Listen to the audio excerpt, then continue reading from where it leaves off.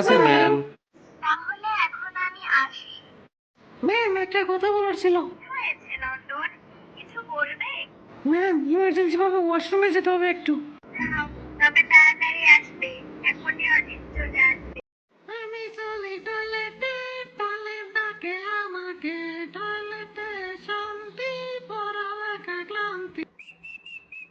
আমি চলি টয়লেটে, টয়লেট ডাকে আমাকে, টয়লেটে শান্তি, পড়ালেখা ক্লান্তি।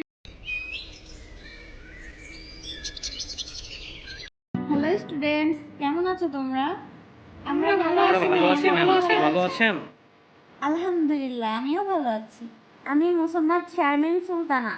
আমি এসেছি বিভাগীয় শিক্ষা অধিদপ্তর থেকে। আজকে আমি তোমাদেরকে কিছু প্রশ্ন করব। তার আগে বলো, তোমাদের মধ্যে চালাক কে?